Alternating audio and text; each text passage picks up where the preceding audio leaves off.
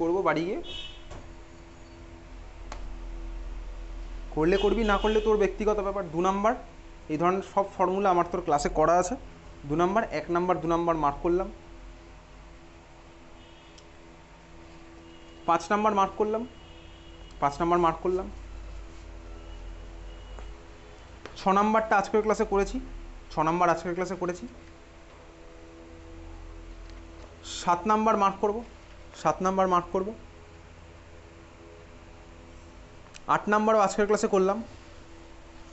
8 নাম্বারটা এখানে ইকুইভ্যালেন্ট দিয়ে দিয়েছে, ঠিক আছে। 8 নাম্বার টাইপেরই আমি তুই করেছি ক্লাসে, 8-এর ফার্স্টেরটা করেছি।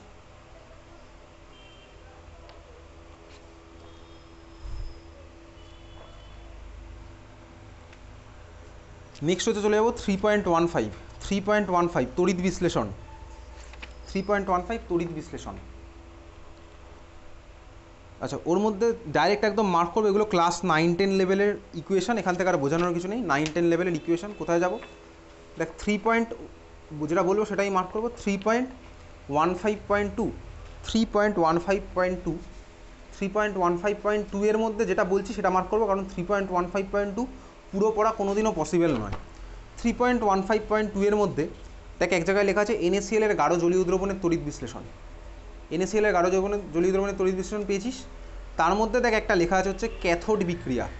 ডাইরেক্ট আমি ক্যাথোড বিক্রিয়া করব, 2H2O + 2 ইলেকট্রন, H2 + 2OH-। যদি এখান থেকে কোশ্চেন সেরকম একটা দেয় না, কোনো দিনই দেয়নি এখনও, কিন্তু সিলেবাসে আছে।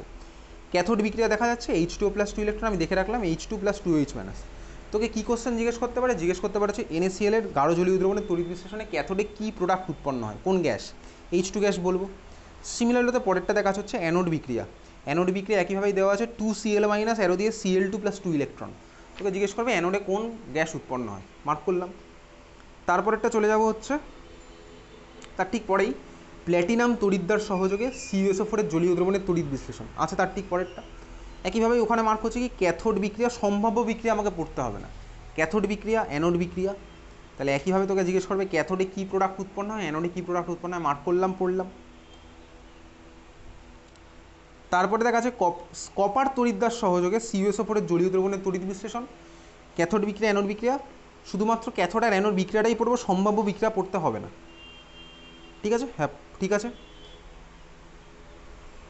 তারপর আছে গলিত সোডিয়াম ক্লোরাইড দ্রবণের তড়িৎ বিশ্লেষণ, গলিত সোডিয়াম ক্লোরাইড দ্রবণের তড়িৎ বিশ্লেষণ। আবার একইভাবে শুধুমাত্র ক্যাথোড আর অ্যানোড বিক্রিয়া।